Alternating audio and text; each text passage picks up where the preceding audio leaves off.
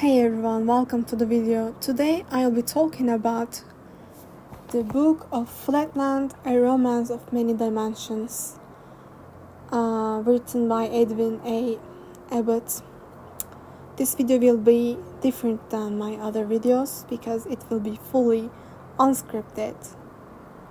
And in this video I will talk about my thoughts about the book because the book for me was like a thought experiment, and what I'm gonna do now is sort of a thought experiment as well, because it made me think a lot of things and made me relate some concepts in Flatland to the real world, to our world of 3 dimensions. And I will also read you my highlights from the book and what I think of them. So this video is best to watch after you read the book, but I will still tell you the summary, so even if you don't read the book you can get some ideas. So Flatland, A Romance of Many Dimensions is a novella by Edwin A. Abbott, first published in 1884. The book is a satirical commentary on the social hierarchy of Victorian England, cleverly disguised as a mathematical fiction. It explores dimensions and shapes in a world governed by geometry. Flatland is a 2-dimensional world where all inhabitants are geometric shapes. The protagonist, a square, is a humble square living in this flat world. In Flatland, the social hierarchy is based on the number of sides a shape has. Circles with an infinite number of sides are at the top of the society, while women, represented as simple line segments, are at the bottom. A square describes the rigid social structure and conventions of Flatland, including the way shapes recognize each other through sight and touch. There is a strict order in how different classes of shapes behave and interact, with extreme discrimination against those with fewer sides. One night, a square is visited by a sphere from Spaceland, a 3-dimensional world. The sphere introduces him to the concept of the 3rd dimension, a radical idea that Square struggles to comprehend. He is shown how a 3-dimensional object can move in and out of Flatland, appearing as different shapes in 2 dimensions. This experience opens Square's mind to the possibility of dimensions beyond his own. However, when he tries to explain the existence of a 3rd dimension to others in Flatland, he is met with disbelief and hostility. Eventually, Square is imprisoned for his heretical ideas. Themes are dimensions and perspective. The book plays with the idea of different dimensions, using Flatland as an allegory for limited human perspectives and how difficult it is for people to understand concepts beyond their own experience. Social satire. Abbott critiques the rigid class structures of Victorian society, using geometry to parody how people are assigned worth based on arbitrary characteristics. Science and religion. The book touches on the conflict between scientific discovery and traditional beliefs, reflecting the tension in Abbott's time between science, religion, and new ideas. Ultimately, Flatland explores how limited perspectives can confine thinking and how challenging established norms is often met with resistance. So this was the summary, and the book is a great book. I give it 9 out of 10. I absolutely loved it, and the way it discovered different ideas definitely related to me, and I definitely recommend this book to anyone who is up for a different strange fiction. But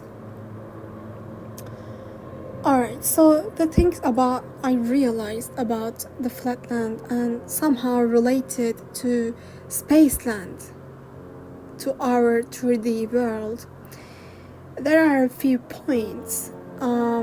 So few points of thinking for us, even though we are not living in Flatland and we are not inhabitants of Flatland, we still can get messages that we have to think about, because we can still relate to that society in certain aspects, and we should try to improve our perception in these areas. So the main thing we realize after reading this book is how people, inhabitants of each of the worlds, reject the idea of another dimension. They are only aware of the world around them, which is different in each dimensions. As we explore in the book, there is Spaceland, and Lineland, Flatland, Pointland, and Thoughtland. These are all the worlds described in the book, and there are differences in each of them. So I will go from the least dimensions to the most dimensions. So Pointland is the dimension 0, that there is nothing else, it's just one point, and we see that the point is extremely egotistical. He only knows of himself. In this world there is not even a single woman, it's only him, and only him consists of this world. He can't move, and all he thinks and sees is himself, or rather he thinks that way. So I think in Pointland we think that how people of egotistical people, are not enlightened. They only think of themselves. They are extremely egotistical, and they are unable to even comprehend or see other point of views, other ideas, other possibilities even. All he sees and thinks of is himself in Pointland. And as we go up through the dimensions, we see that the shapes are able to move, and they lead their lives no matter how dull it is. So from Pointland we go to Lineland, where people can only go from right to left, not up, not down. So everyone there communicates with each other through the voices of themselves. And in Lineland there are women. Of course, women in Lineland are they don't have the best rights, so every male has to marry to a female, and they say it's the nature of Lineland. If you live in Lineland, you have to marry to females if you are a male. And the way they populate is through songs. They sing, and they constantly know where each other, because they are able to sing, and by help of the voices they can recognize each other. And I realized as we go up in the dimensions, the situation and the rights of women gets better and better. So in Lineland, a female is 2 females, corresponds to 1 female. In Flatland, every shape marries with only 1 woman, but these women are thought to be the least of all the hierarchy made by all the shapes, and circles or priests are at the top, and the women are even scared in Flatland because they are able to kill by getting too close to them, because woman doesn't have sides in Flatland. They are only a straight line, while all the males are shapes like triangle, square, circle. So woman always has this cry to make themselves appear to others, I'm a woman, to say that she is a woman. And the male, after they know this, they act differently to women. They think women of lower intelligence. They absolutely think the woman doesn't have the capacity to even study the art of sight, art of recognition. These are what they study in Flatland. And I'm sorry if this is confusing in any way, but I'm coming to the point here.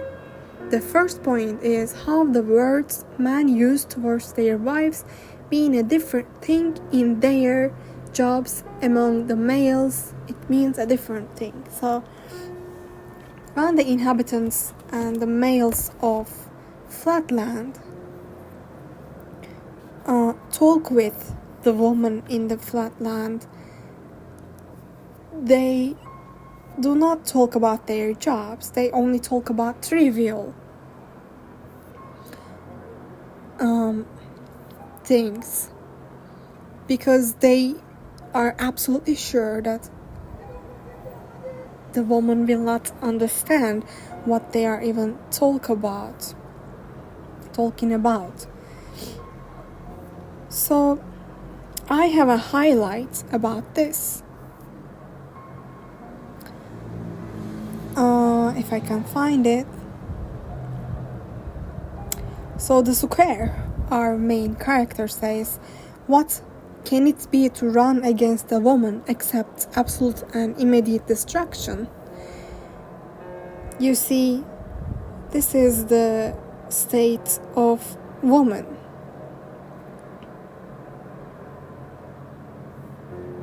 So they have this difference in language when talking to a woman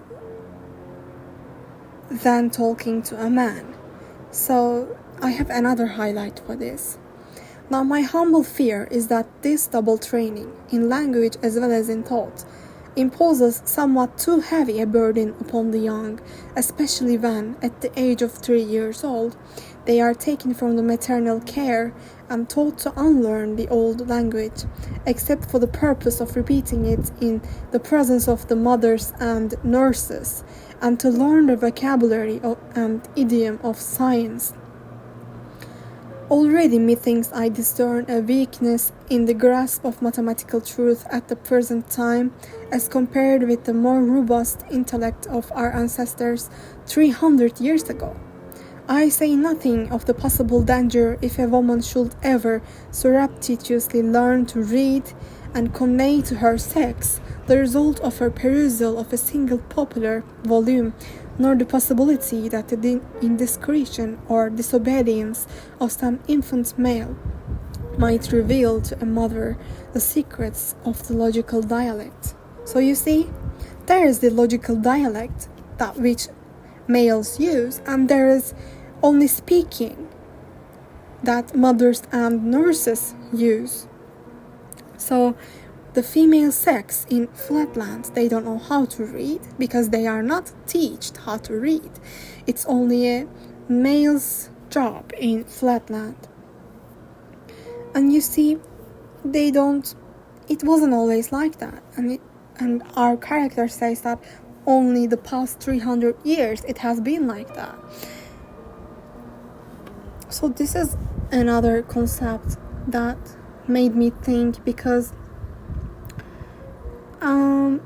I realized some similarities between our worlds, even though we are passed these rules now, and there are definitely millions of females going to school learning the logical dialect, but still it is told as males having more intelligence than females, and it's a job of males to to study or go to work.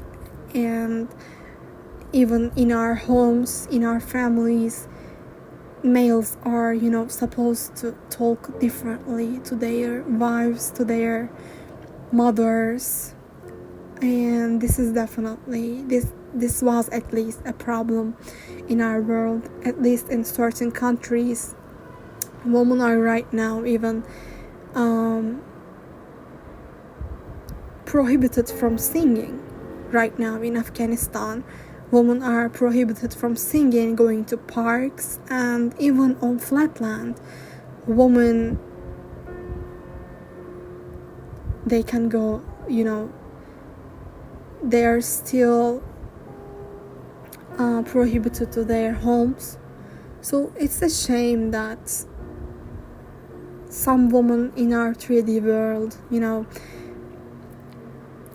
can be compared to the woman of Flatland, of 2 dimensions.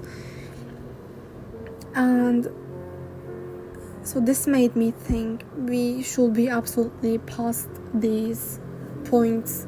We should be absolutely to be able to move past and improve as a society. We can't just prohibit half of the population from even thinking and singing and or living. It is necessary for all of the society to nourish. And anyway, so the women are in this state in Flatland, but not everyone has that much of a rights in Flatland. So there is isosceles. They are told to be workers. They are only working. They want to be of higher aristocracy, and of course they don't have that much right. They are only one step above of women. But so I have a highlight for this, the situation of the lower people, lower classes of the Flatland.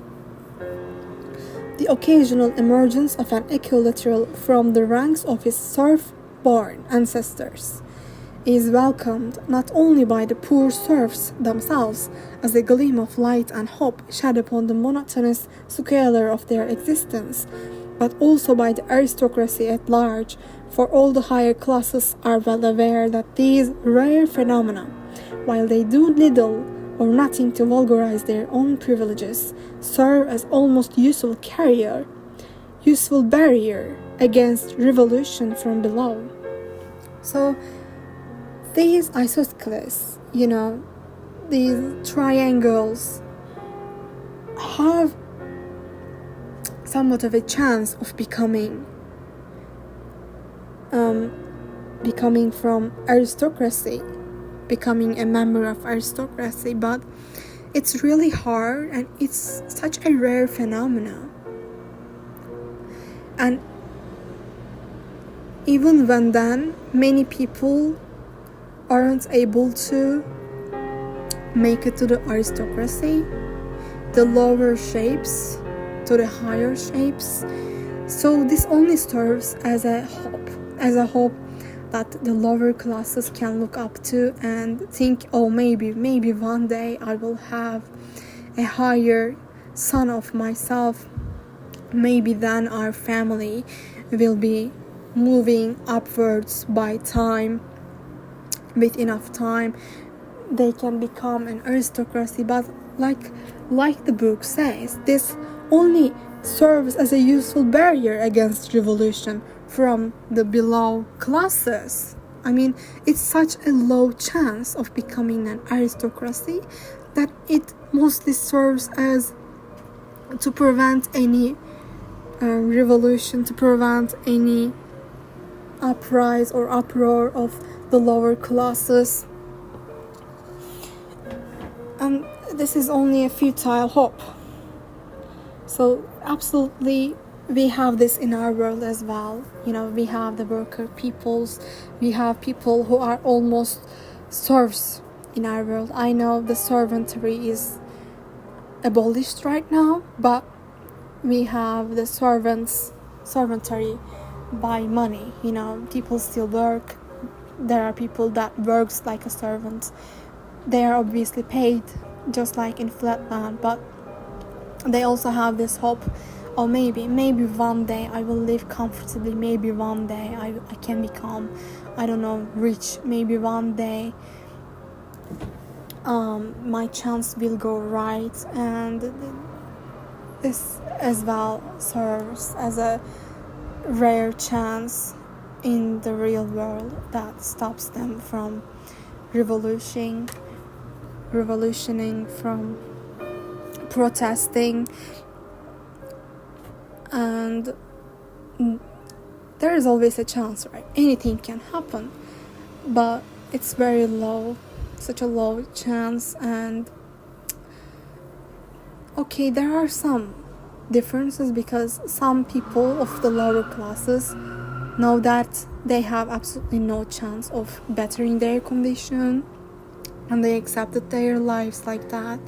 At least it's a bit of elimination, but having this hope, gives people something to dream about.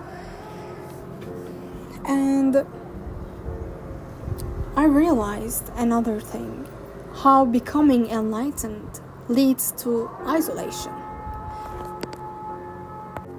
So this is the point that affected me the most, because when the square realizes there are a third dimension, a dimension that has length, and you can go upwards, not northwards as it is said in the book. He of course feels lonely when he goes back to Flatland, because everyone in Flatland is unaware that there is a third dimension, and they are ready to reject any ideas of any third dimension or other dimensions.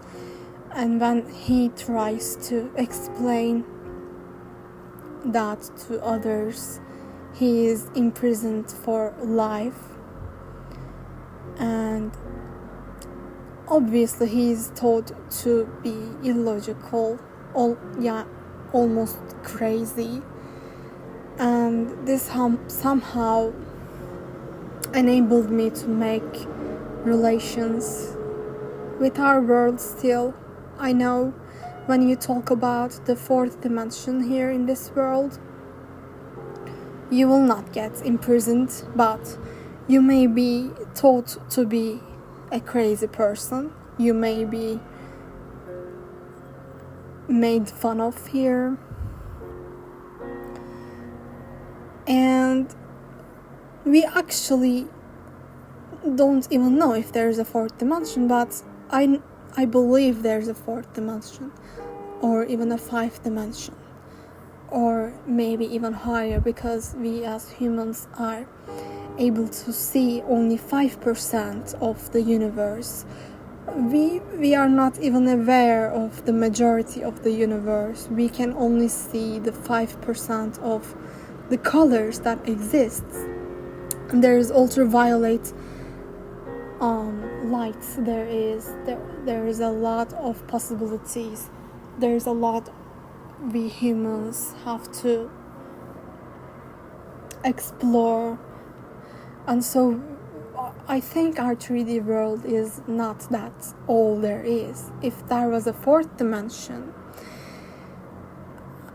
that the inhabitants in that dimension, they will be able to fly in our third dimension. They will be able to pass through the walls. They will be able to see inside the walls, because they are in a different dimension. And the shapes in higher dimensions than in our dimensions are called hypercube, hyperplane, hypersphere. So these shapes are already studied in mathematics. There's a difference between Flatland here. In Flatland, they don't study the shapes of higher dimensions, but in our world, we study these shapes. We even give them names, and these shapes are possible in higher dimensions. So at least, that's good. But if you were to still say, I saw a different dimension, I saw the fourth dimension, I saw a hypercube, I touched a hypercube, people will still make fun of you. They will still say, you're crazy. And many things we realize in our own world leads us to become more isolated. For example, when I became an agnostic, I felt more lonely because other people are not able to relate. And I know I have to keep silent about this, and I'm not even focusing on that in my daily life. But rather than going around preaching that the way the truth is,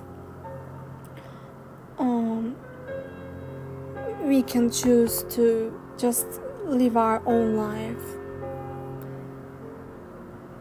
parallel to our own values. Unlike what the square did, he went around and told his grandson, that there is a third dimension, and that yes, it is possible, a third dimension. And then he was obviously imprisoned. But this is how the truth gets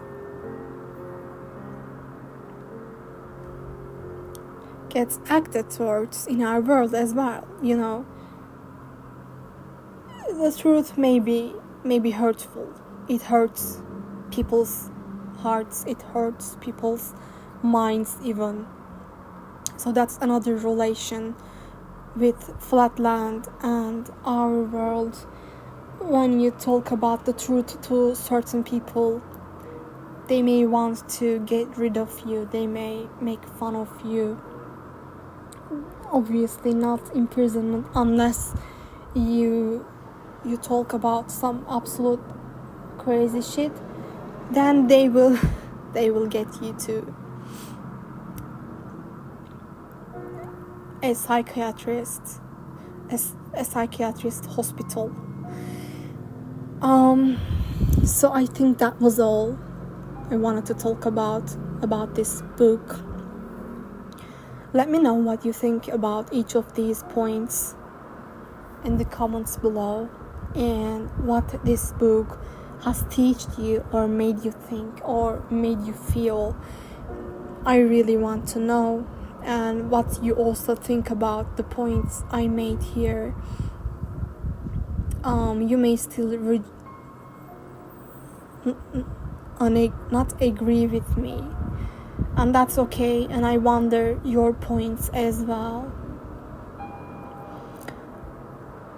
because an enlightened person in our world can also get isolated,